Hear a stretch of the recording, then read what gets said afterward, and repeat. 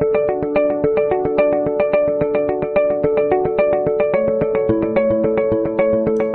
Friends, आप लोगों का फिर से स्वागत है मेरे YouTube channel RJ easy English platform में। दोस्तों, लास्ट वीडियो में हम लोगों ने एडजेक्टिव के बारे में पढ़ा था। एडजेक्टिव चैप्टर अभी तक खत्म नहीं हुआ है, उसी चैप्टर को हम लोग इस वीडियो में भी कंटिन्यू करेंगे। और आज का हमारा टॉपिक है डिग्री। डिग्री के बारे में हम लोग लास्ट वीडियो में भी कुछ ना कुछ पढ़ चुके हैं, लेकिन अब हम लोग 1 बाय 1 डिग्री के बारे में पढ़ेंगे। दोस्तों, सबसे पहले मैं शुरू करता हूँ पॉजिटिव डिग्री के बारे में। पॉजिटिव डिग्री, दोस्तों पॉजिटिव डिग्री जो है वो एडजेक्टिव का नॉर्मल स्टेट होता है। जो नॉर्मल स्टेट होता है उसको हम लोग पॉजिटिव डिग्री का एडजेक्टिव बोलते हैं। दोस्तों, जब भी सेंटेंस में हम लोग सो एज या एज का प्रयोग सेंटेंस में करेंगे। सो एज कहने का मतलब है दोस्तों कि यह डैश जो है इसके बीच में हमें पॉजिटिव डिग्री के एडजेक्टिव को रखना है। एज के भी बीच में हम लोगों को पॉजिटिव डिग्री के एडजेक्टिव को रखना है। कहने का मतलब यह है दोस्तों कि जब सेंटेंस में सो एज और एज का प्रयोग हो तो हम लोग बीच में पॉजिटिव डिग्री के एडजेक्टिव को प्लेस करते हैं, ठीक है। और सो एज और एज इसके बाद जो प्रोनाउन का प्रयोग होता है, इसके बाद जो प्रोनाउन का प्रयोग होगा हम लोग वो नॉमिनेटिव केस के प्रोनाउन का प्रयोग करते हैं। मैंने शॉर्ट में लिख दिया है एनसी मतलब नॉमिनेटिव केस के प्रोनाउन का हम लोग प्रयोग करते हैं। ओके दोस्तों, इस पर मैं आप लोगों को एग्जांपल्स बताऊंगा, लेकिन एक बात आप लोग और जान जाइए, जो सो एज और एज का प्रयोग जो हम लोग निगेटिव और अफर्मेटिव दोनों सेंटेंस में कर सकते हैं, लेकिन मॉडर्न इंग्लिश में जो है सो एज के प्रयोग को निगेटिव सेंटेंस में ज्यादा बेहतर माना गया। इसीलिए आप लोग जब भी यूज करें, अगर सेंटेंस निगेटिव हो तो इस एक्सप्रेशन का आप लोग प्रयोग करें। सो एज, बीच में पॉजिटिव डिग्री तो रहेगा ही दोनों में, एज में, और एज का कुछ नहीं है। एज का आप लोग सभी जगह प्रयोग कर सकते हैं। ओके, अब मैं कुछ एग्जांपल्स लिख देता हूं, आप लोग आगे देखिए। आप लोग स्क्रीनशॉट ले लीजिए। मेरा पहला एग्जांपल है, you are as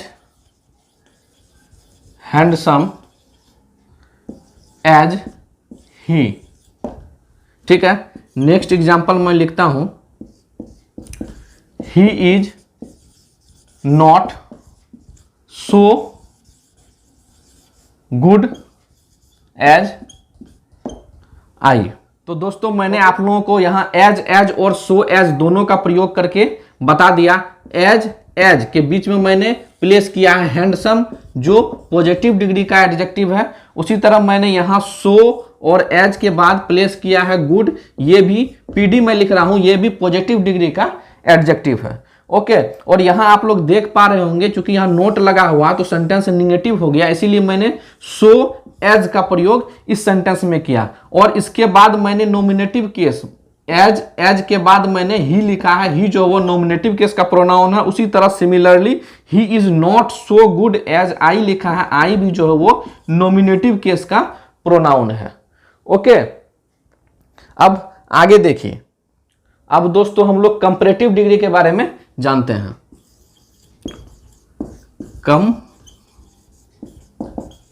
comparative degree, दोस्तों कंपैरेटिव से ही आप लोग अंदाजा लगा सकते हैं कि यहां अब कंपैरिजन, किसी भी सेंटेंस में कंपैरिजन होना चाहिए। पॉजिटिव दोस्तों, कंपैरेटिव डिग्री के सेंटेंस में जो है वो कंपैरिजन होता है। कंपैरिजन क्या, किनके बीच होता है? तो व्यक्तियों के बीच होता है, वस्तुओं के बीच होता है, ठीक है। तो कितने व्यक्तियों? तो सिर्फ दो व्यक्तियों, दो वस्तुओं। जब दो व्यक्तियों और दो वस्तुओं के बीच कंपैरिजन हमें एक सेंटेंस में एक्सप्रेस करना हो तो हम लोग कंपैरेटिव डिग्री के सेंटेंस का प्रयोग करते हैं। सिर्फ दो, इस बात को आप लोग ध्यान रखिएगा। और जब हम लोग कंपैरेटिव डिग्री का एडजेक्टिव सेंटेंस में यूज करेंगे तो उसके बाद हम लोगों को कंजक्शन देन का प्रयोग करना पड़ता है। कंजक्शन देन का प्रयोग हमें करना पड़ता है। ओके, ऑलवेज, हर समय जो है ये होगा कंपैरेटिव डिग्री के सेंटेंस में। कंपैरेटिव डिग्री के बाद देन का, कंपैरेटिव डिग्री के बाद हर समय हम लोग देन का प्रयोग अवश्य करेंगे। इस बात को आप लोग ध्यान रखिएगा, ठीक है। और एक चीज और आप लोगों को याद रखना कि देन के बाद जो है, देन के बाद जो प्रोनाउन आएगा वो नॉमिनेटिव केस का प्रोनाउन आएगा।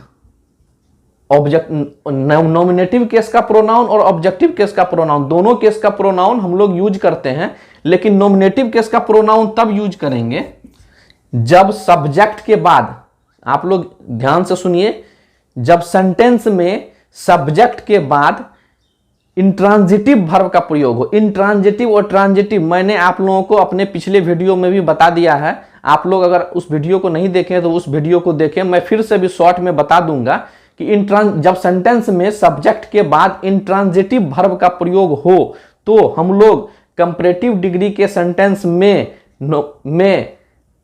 देन के बाद नॉमिनेटिव केस का प्रोनाउन का प्रयोग करेंगे, लेकिन अगर ट्रांजिटिव वर्ब का प्रयोग हो तो ऑब्जेक्टिव केस के प्रोनाउन का प्रयोग करेंगे। ओके, अब शॉर्ट में हम लोग ट्रांजिटिव और इंट्रांजिटिव वर्ब के बारे में जान लेते हैं।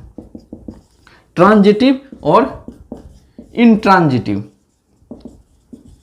दोस्तों ट्रांजिटिव वर्ब जो है इसको बोलते हैं सकर्मक, हिंदी में बोलते हैं सकर्मक क्रिया, सकर्मक क्रिया। और इंट्रांजिटिव वर्ब को हम लोग बोलते हैं अकर्मक क्रिया। क्या बोलते हैं? अकर्मक क्रिया। तो आप लोग देख सकते हैं कि सकर्मक मतलब कर्म भी साथ होना चाहिए, कर्म भी साथ होना चाहिए, और अकर्मक मतलब कर्म जो है वो साथ नहीं होना चाहिए। कहने का मतलब यह है कि वैसा वर्ब जिसे अपना अर्थ स्पष्ट रूप से दिखाने के लिए वर्ब की आवश्यकता हो तो उसे हम लोग ट्रांजिटिव वर्ब बोलते हैं, और इसके जस्ट ऑपोजिट वैसा वर्ब जिसे अपना अर्थ स्पष्ट रूप से दिखाने के लिए अब कर्म मतलब ऑब्जेक्ट की आवश्यकता नहीं हो तो उसे इंट्रांजिटिव वर्ब हम लोग बोलते हैं। ओके, पहला एग्जांपल है मेरा, ही इज बेटर देन आई।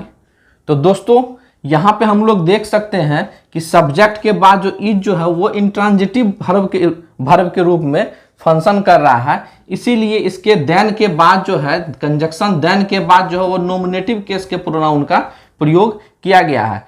दोस्तों मतलब कहने का ये है कि अगर देन और आई को हम लोग अगर ओमिट भी कर देते हैं तो ही इज बेटर, इससे क्या होता है, सेंटेंस का अर्थ जो है स्पष्ट हो रहा है। ट्रांजिटिव और इंट्रांजिटिव वर्ब बताने का मतलब यह है कि वैसा वर्ब जिसे ऑब्जेक्ट की आवश्यकता नहीं है, वैसा वर्ब जिसे ऑब्जेक्ट की आवश्यकता नहीं है, वो बिना ऑब्जेक्ट के भी अपने अर्थ को स्पष्ट रूप से बता पा रहा है। और मैं अगला सेंटेंस लिख रहा हूं, he loves me more than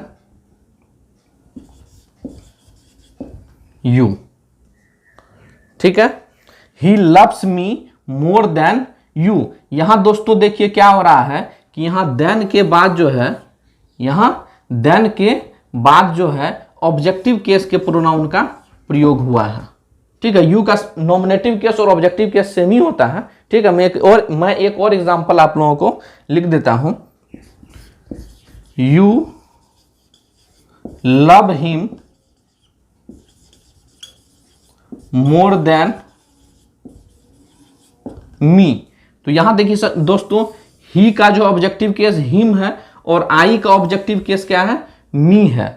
ठीक है, अगर हम लोग सिर्फ यू लव बोलते हैं तो ये सेंटेंस के अर्थ को स्पष्ट नहीं करता है, अच्छे से कंप्लीट रूप से ये सेंटेंस के अर्थ को स्पष्ट नहीं करता है कि यू लव। इसके लिए हमें ऑब्जेक्ट चाहिए, हिम वो किसे प्यार करता है यह बताने के लिए हमें ऑब्जेक्ट चाहिए। और जब ऑब्जेक्ट के बीच कंपैरिजन हो रहा है तो ऑब्जेक्ट का ही हम लोग देन के बाद प्रयोग करेंगे, मतलब ऑब्जेक्टिव केस के प्रोनाउन का प्रयोग करेंगे। इस तरह से भी हम लोग फाइंड आउट कर सकते हैं। या दूसरा तरीका मैंने आप लोगों को पहले बता दिया कि वर्ब में अगर सब्जेक्ट के बाद ट्रांजिटिव वर्ब का प्रयोग है तो हम लोग कंजक्शन देन के बाद ऑब्जेक्टिव केस के प्रोनाउन का प्रयोग करेंगे।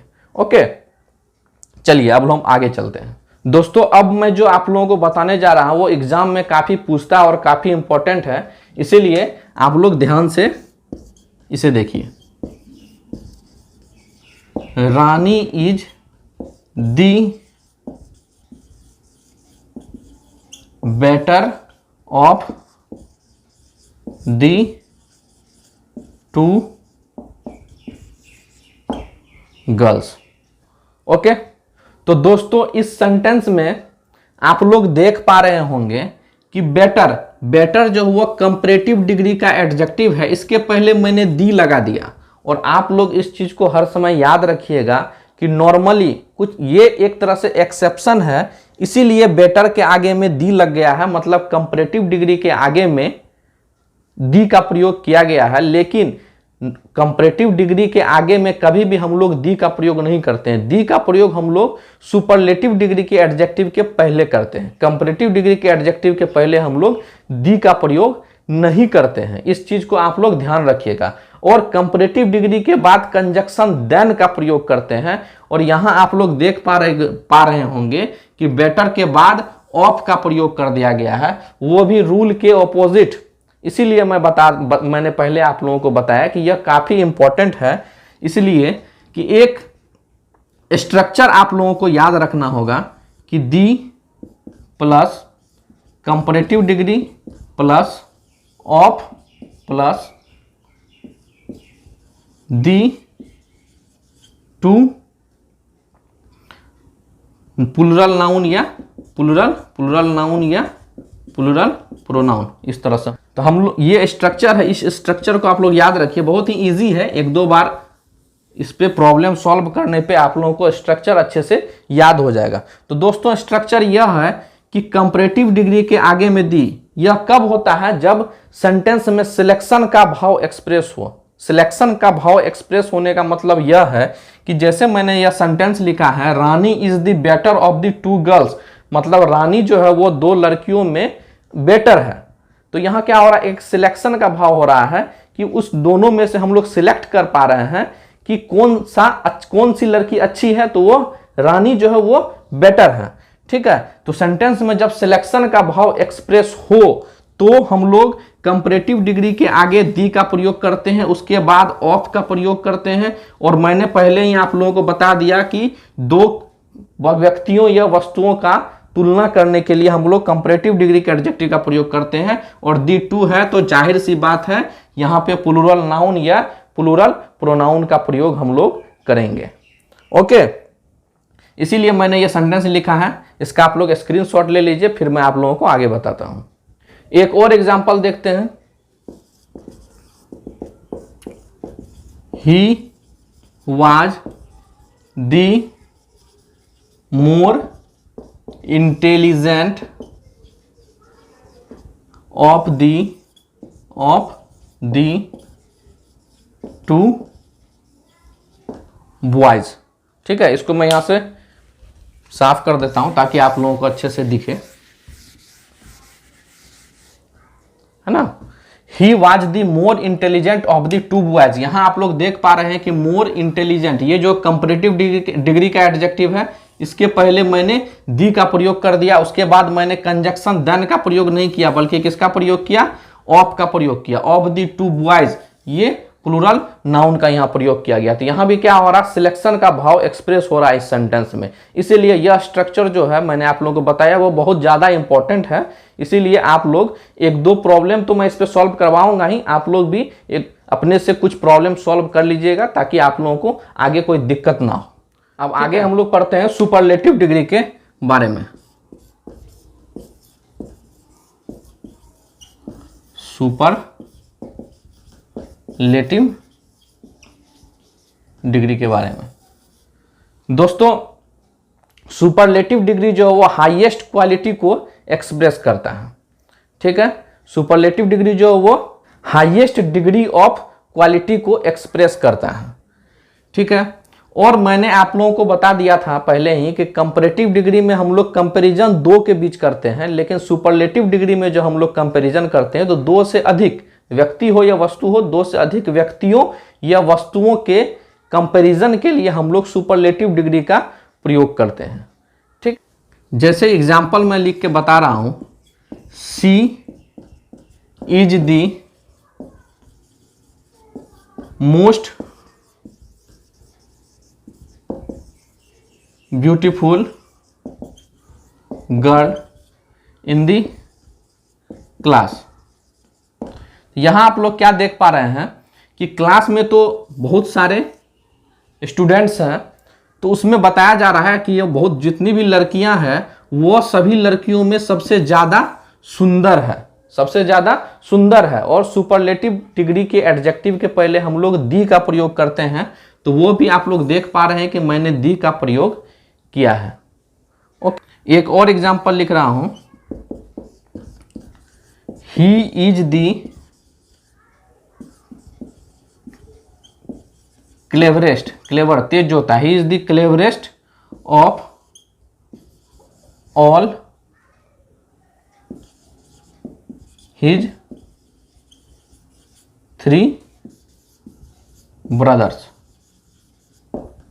ओके, इसमें आप लोग देख पा रहे होंगे कि यहां 3 ब्रदर्स मतलब 2 से अधिक व्यक्तियों के बीच कंपैरिजन हो रहा है, इसीलिए मैंने यहाँ पे सुपरलेटिव डिग्री का प्रयोग किया है, क्लेवरेस्ट उसके पहले दी का प्रयोग मैंने किया है। ओके फ्रेंड्स, तीनों डिग्री ऑफ एडजेक्टिव को हम लोगों ने जान लिया है इस वीडियो में। दोस्तों, एडजेक्टिव चैप्टर जो है वो एग्जाम के पॉइंट ऑफ व्यू से काफ़ी इंपॉर्टेंट है, इसीलिए इस चैप्टर को मैं काफ़ी डिटेल्स में आप लोगों को पढ़ा रहा हूँ।